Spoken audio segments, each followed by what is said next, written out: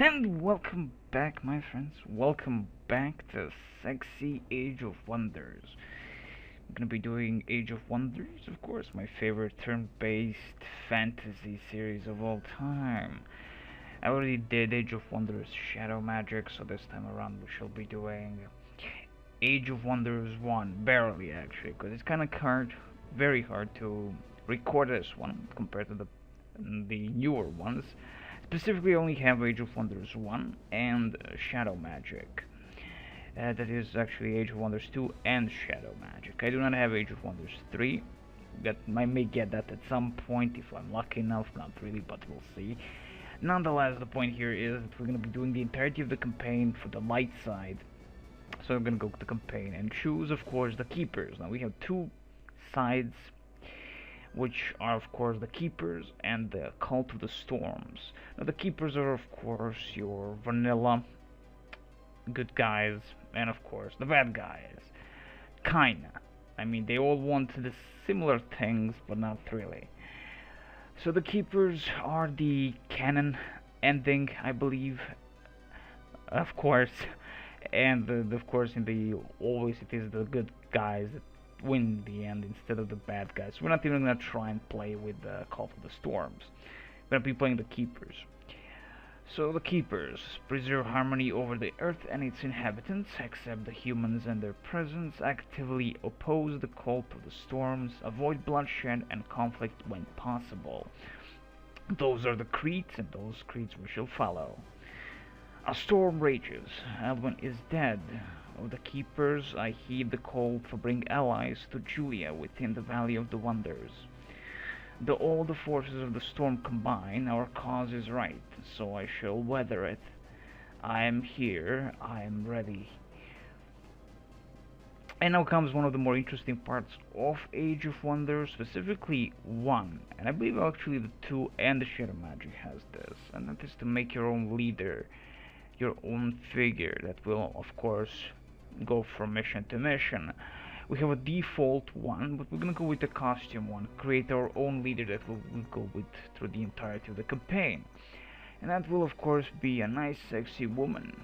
It's gonna be a sexiest portrait ever, if we can actually find one, because there's a bunch of portraits for each side. There are 12 races in Age of Wonders 1 specifically, and they're all quite unique. My of course favorite are the Frostlings.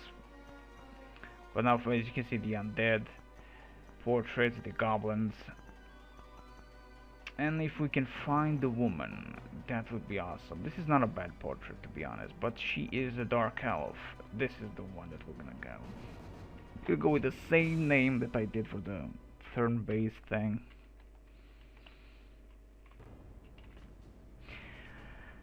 And now we can choose also race. We can go from the elf, dwarf, halfling, lizard, or Azrak. Azrak are your nomadic tribes, if I'm not mistaken. Lizards, well, they're lizards. We have elves, dwarves, halfling. I'm gonna go with the elf and stick to the elf side because, you know, it's a canon thing. We can go with the dwarves, but they all, I believe, have a specific way of playing or something like that.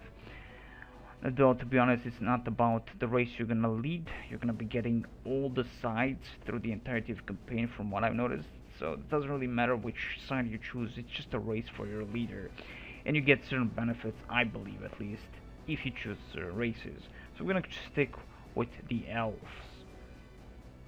Go next, and of course we have leader statistics. Now you see skill point 025. It means that all skills have been already chosen for us. From leader statistics, of course, from the attack, defense, damage, resistance, hits, and moves, to of course the leader abilities, which have the archery, which already gotten, because we're the elves, I believe. If we chose the dwarves, it's going to be differently. So we're going to go with archer, because actually it is quite good. We want to avoid combat.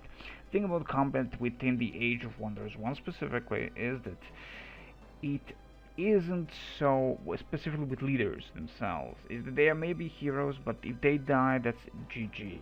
Now comparing them to Age of Wonders 2 and Age of Wonders 3, there's a bit of a difference. Though in Age of Wonders 2, I believe if your hero leader dies, he is dead, he, she.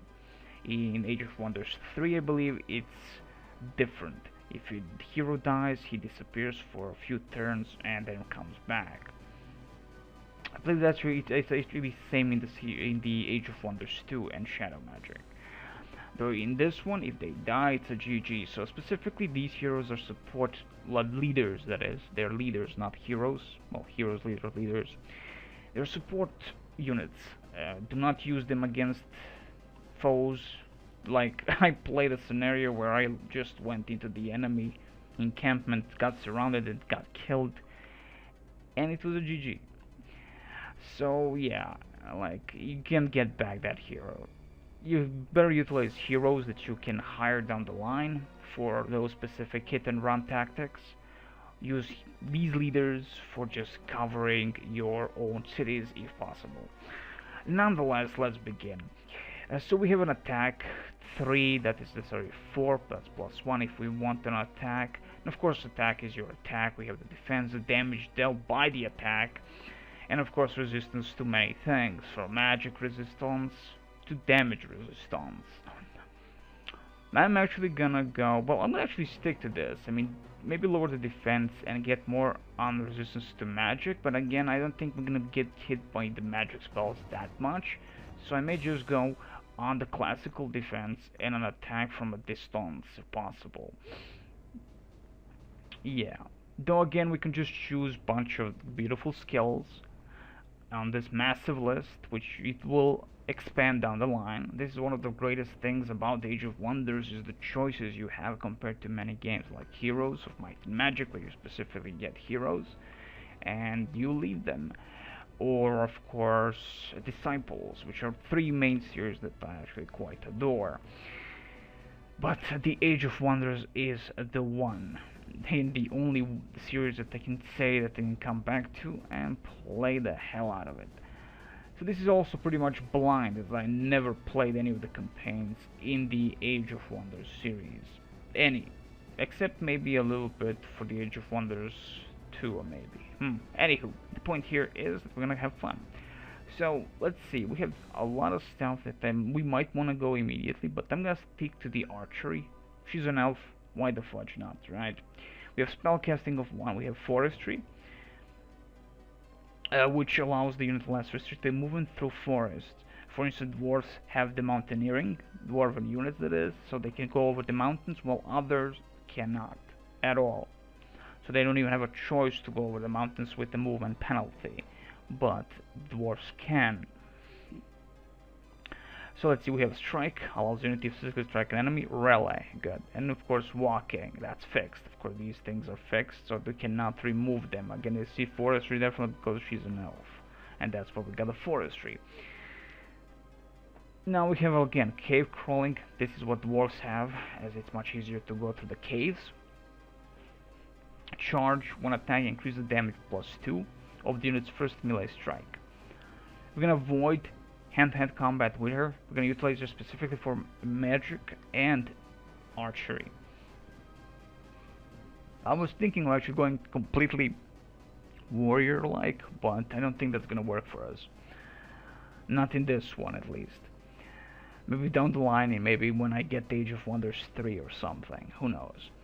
Now let's see. Call Flame. Summons an eruption of fire upon mid-range target. Interesting. I mean, that's 10 points. I mean, it's not really OMG now. You have to think of getting every single damnable thing, but I'm gonna keep it actually this way. At the moment we only have archery, but we're gonna go then get spellcasting as we go towards like levels and through the missions and stuff like that. Now the next thing is selecting your 3 spheres.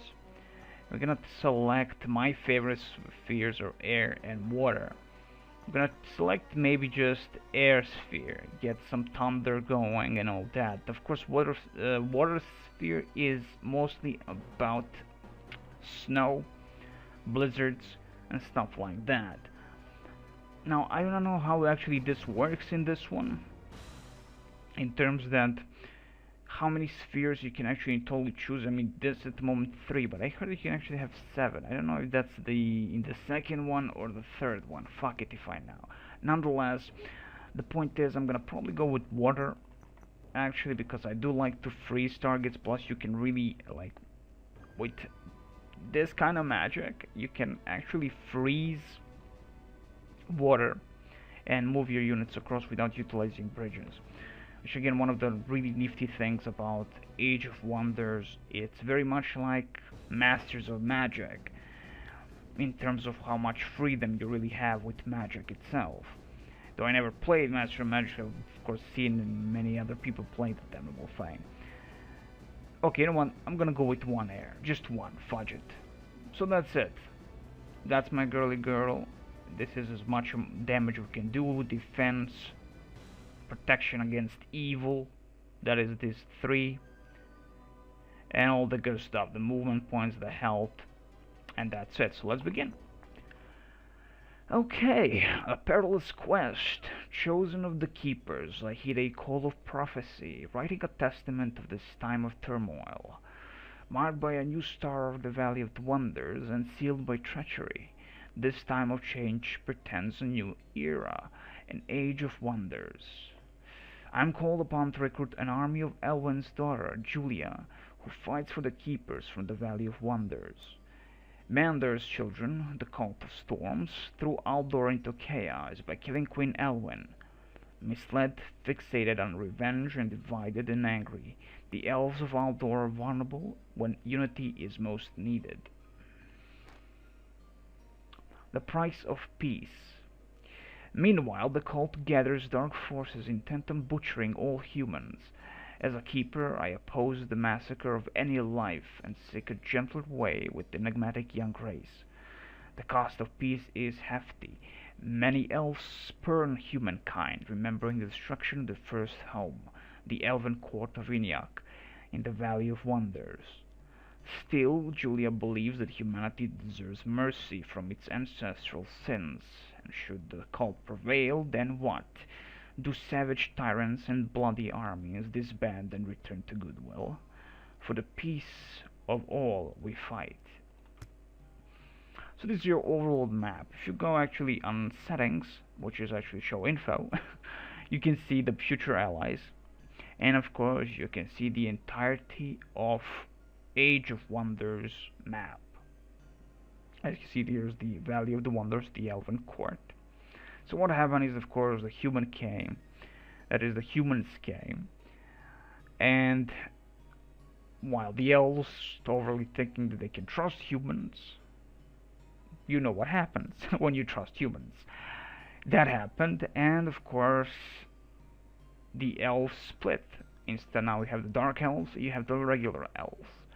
Now, if you follow the storyline in the third Age of Wonders, you now have the High Elves. So in the end, they do go back, and the Dark Elves and the regular Elves, if you will, go back to their own stuff. So this is, of course, the route that will be taken towards the Valley of Wonders. The question is, can we actually succeed of getting towards that position? It's going to be kind of hard. Settings, of course, this is your difficulty level. We're going to go on hard, and of course, simultaneous turns. No, we're going to go with classic. You go, I go stuff. Here we can see the Call of the Storms, and of course our own force, Goblin Rush. So this is our first mission, and as we go down towards the Valley of Wonders, we're gonna be having certain points where we can choose which mission we're gonna take. So Goblin Rush. The gathering goblins invaded Flowershire, home of the Halflings. Not normally a fighting people, the Halflings are ironically our most loyal allies.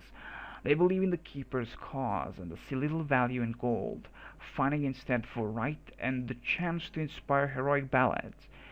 I am told that there may be forces other than Halfling lurking near, seeking revenge against the goblins.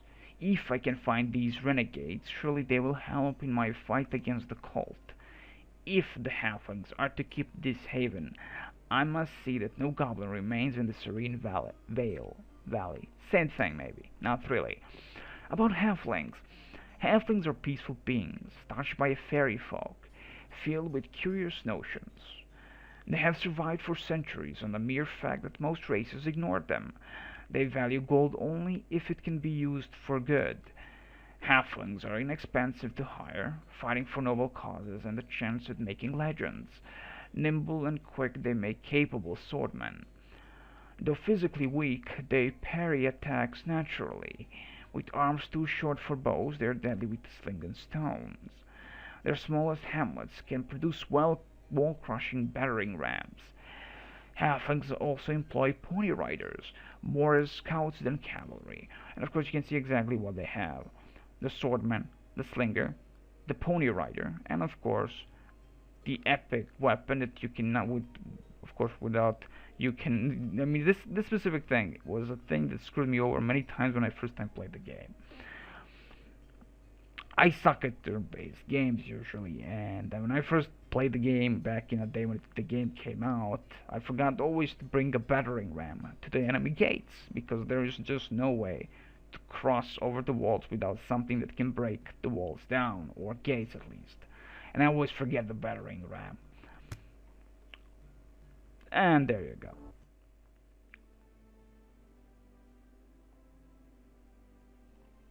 Okay, so we begin our very first turn. Research. We can research certain spells as the time progresses, of course. It's all depending on what magic school you choose. We at the moment that is magic sphere. We have the winter thingy, the water, and one of air, if I'm not mistaken. Specifically, we are water themed, so that means blizzards and stuff like that. But there are some spells that are pretty much cosmos spells, if I'm not mistaken. There are like two specific spheres which are general for any other sphere. Also, some spheres cannot go together. Life and death cannot be chosen. You cannot mix those spheres of magic. So at the moment, I'm gonna go with Enchant Weapon because this is a very good beginning spell, at least I believe. Enchants a unit striking attack with a magic quality, as well as increasing attack +1 and damage +1. So there you go. I mean, this is pretty much a beginning spell that I always go with. And finally, we are here, our very first day in Age of Wonders 1. And we have something. Welcome to the Flower Shire, of course, the sign reads.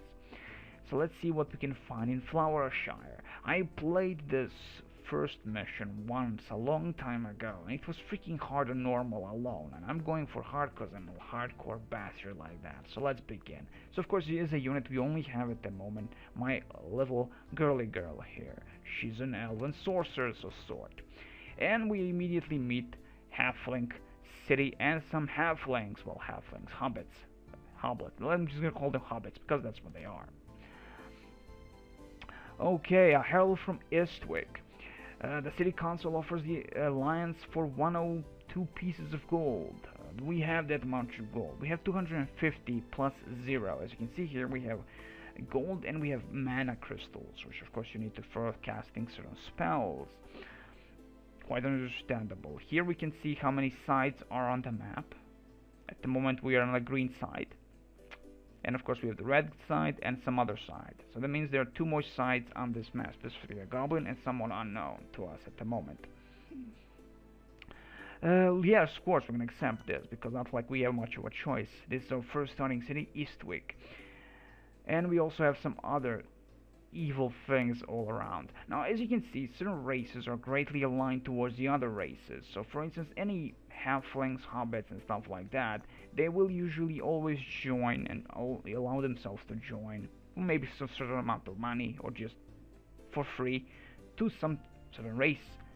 Specifically to this time around to the elves, because elves and halflings have a good relationship. We of course have diplomacy in Age of Wonders, and of course it's not something OMG greatest thing ever. It's not like a paradox title of some sort, but it works, and that's what I also love, is that the games are pretty much open-ended.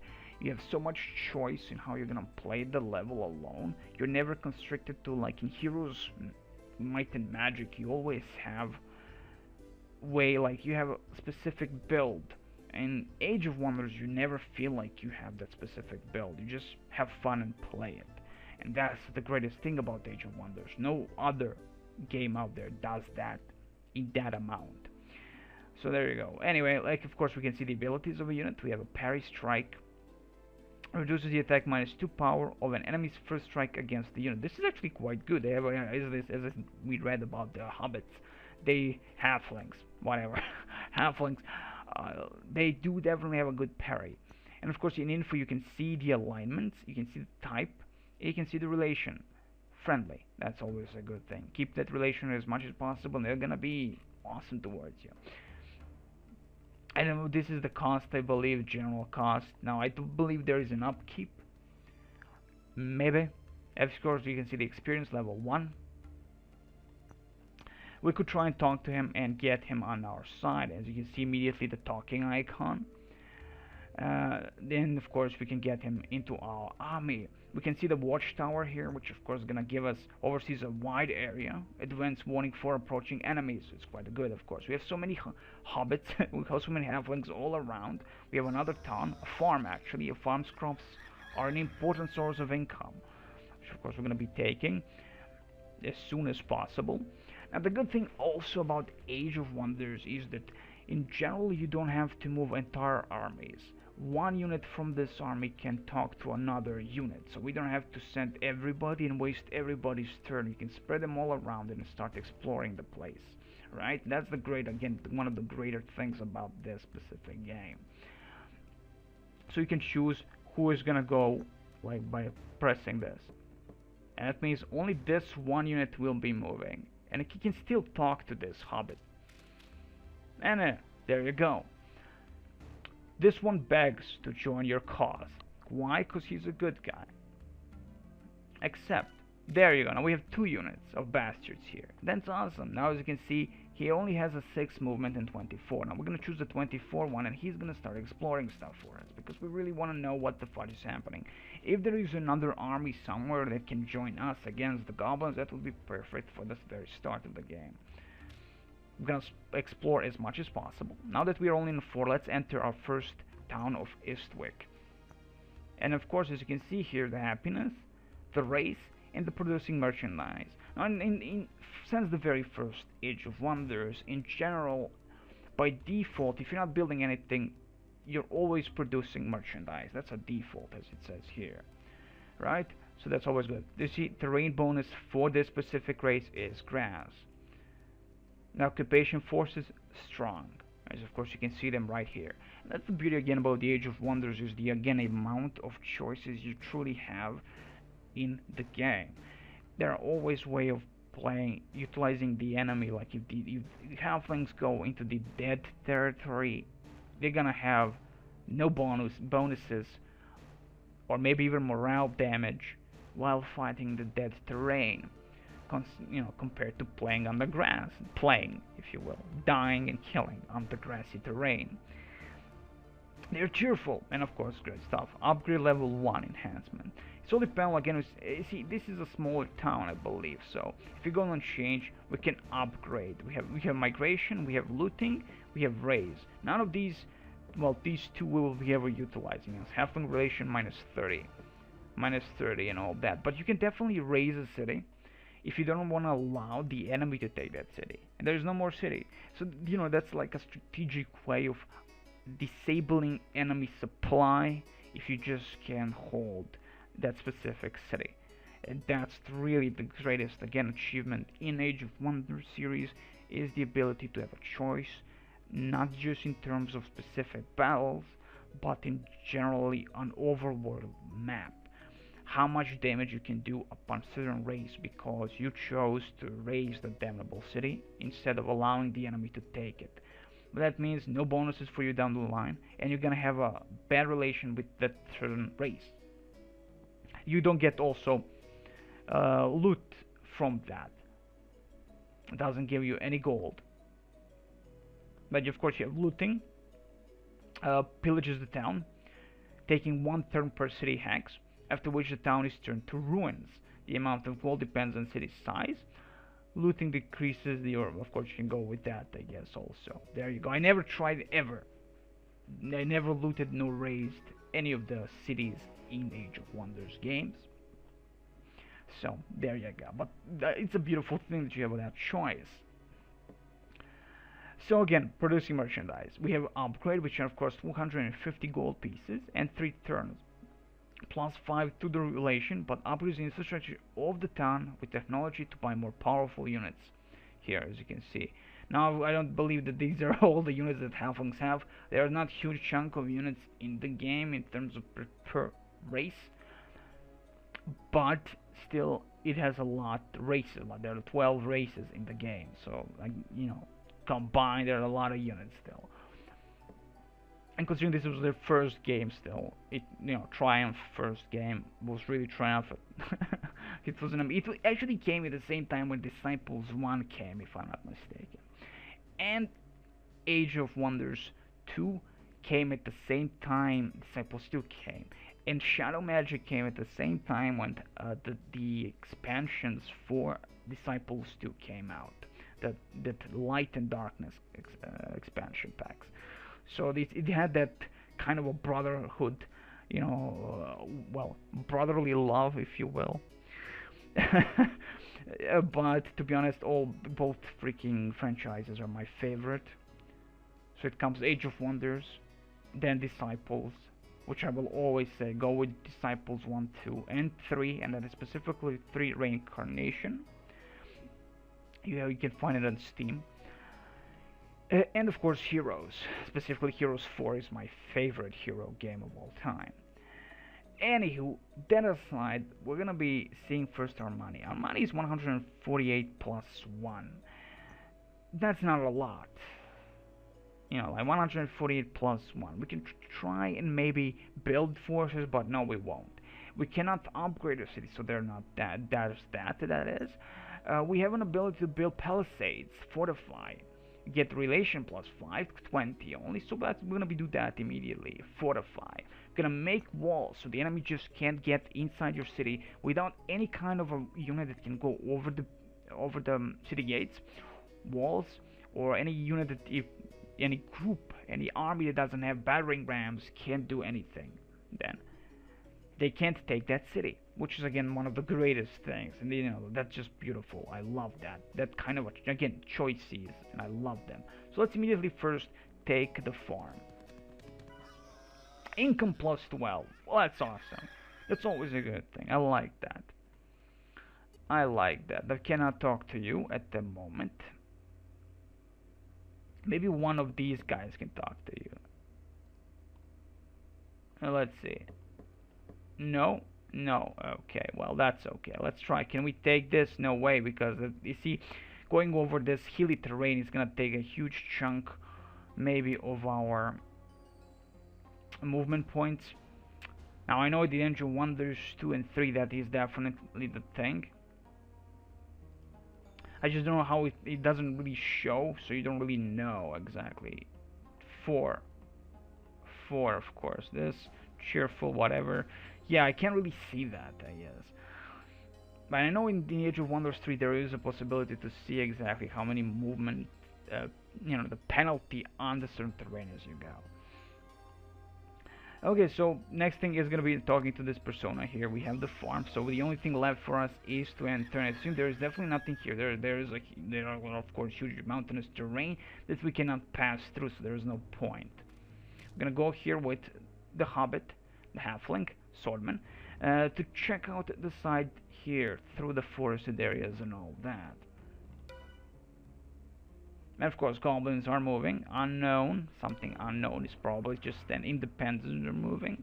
Of course, there are independent creatures all around, protecting the cave systems and stuff like that. The evil stuff, really, really sick shit. Thankfully, the movement points for units in this game in particular are massive compared to the later games. They really can move far, far away. At least that's how it looks. And there you go, a massive chunk of things to see and explore. And as you can see, mostly everywhere we can see is, well, of course, this is after all halfling territory, so we can definitely see a huge chunk of halfling stuff, cities and stuff like that. Which one to choose to go towards? Well, first let's accept all these bastards that can help us out in the long term. We have these cities. I would go for this one, Olosar, maybe. First, it's a smaller city compared to this. This is actually, Hisbury is a massive city, as you can see here. Really massive city, it would seem. It's all depending on how it looks, of course. It's all on the looks. If it was a huge buildings, yeah, that's pretty much a massive city. But usually it requires a much more gold to join your cause. So there you go. Also, I'm gonna go down this road. Even though I do know the map and I know where the enemy is, around this location somewhere, I believe, they will be attacking like a two-prone attack. There is a bridge here and there is a bridge around this location. They're gonna be pushing in, but reality-wise, really can't do anything for that at the moment, as we're freaking weak as fudge. Gonna move this halfling, and of course go towards this area. So again, even with the beautiful watchtower, we can't really see overly too far, as specifically another place that I really want to check. Though it would seem that that's the end of the map, so it doesn't really matter. Yeah, it's definitely the end of the map. Yeah, that is the edge of the map. Okay, so let's join in onto this if possible. No, well, that's fine. We have a Spring of Life. The water of the Spring of Life heals the wounded and blesses those good who drink it. Huh. Well, let's get inside there. Get a bless or something. And there you go. As you can see, there's a little like a shimmering thing over our units. Let's see. Enhancement. Dispel Magic 1. Oh, that's a cleric actually. Wow, wait, that's a cleric. I do not. Let me see. Can I actually see what we gain? Nature's Blessing. 3 days. Increases the unit's attack +1, defense +1, and resistance +1. That's good. That's actually quite nice. Okay, with this, we're gonna go first towards this location. This halfling will be moving here, capturing all the farms that he can, and down the line we're gonna be capturing every city if possible. Ooh. A life node channels power from the forces of light and life. And another tower fort, of course.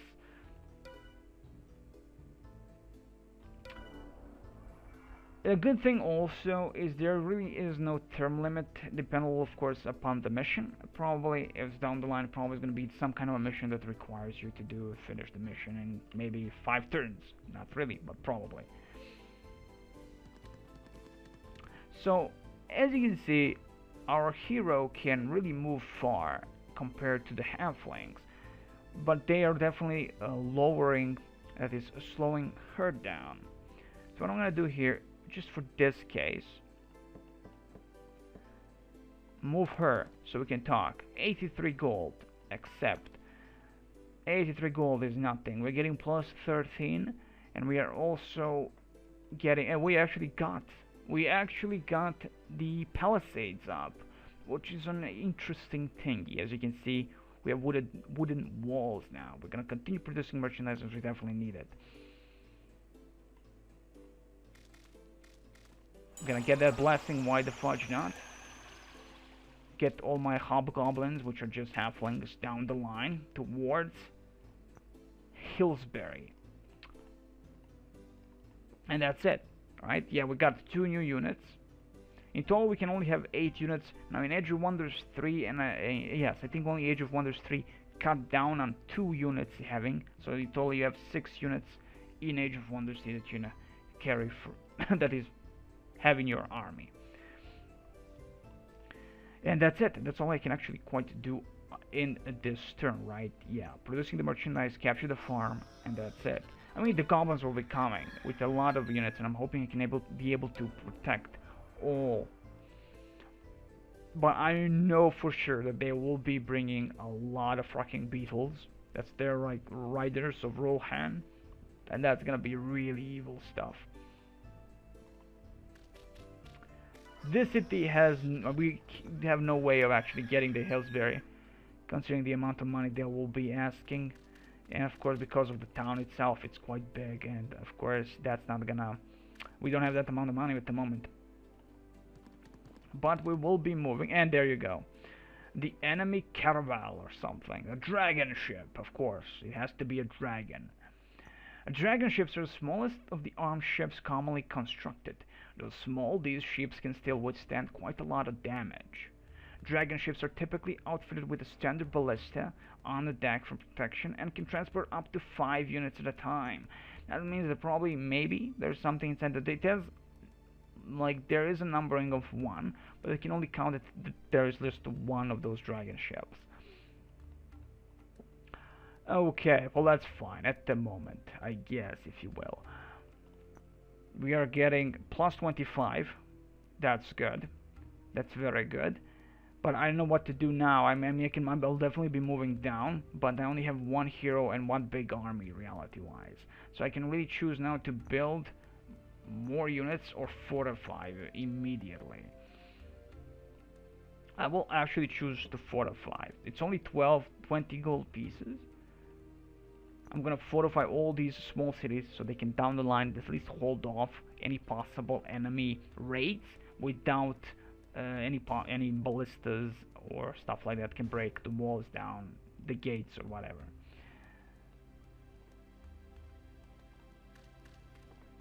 Okay, that's it for this turn. Moving on. It was in the research. Hasn't been finished. Oh yeah, that I have to also show. Magic. So there's a power distribution. You can go towards mana, getting mana a little bit, as you can see, plus 5. Or we can go towards research and getting that research going faster for us. And that's exactly what I'm going to be doing. Enchant weapon, as you can see, 4 turn set. I'm going to definitely go for that because reality-wise, at the moment, she doesn't really have a huge chunk of stuff to drop. Except that enchanted weapon that will be getting down the line. And she's not really going to be dropping huge chunk of magic anyhow. Yeah, so as you can see, thankfully no goblin forces as of yet. No gobos as of yet. Okay guys, I'm gonna finish here. I wish you the very best as always, and next time we're gonna be continuing on with Age of Wonders, the greatest turn-based fantasy series of all time.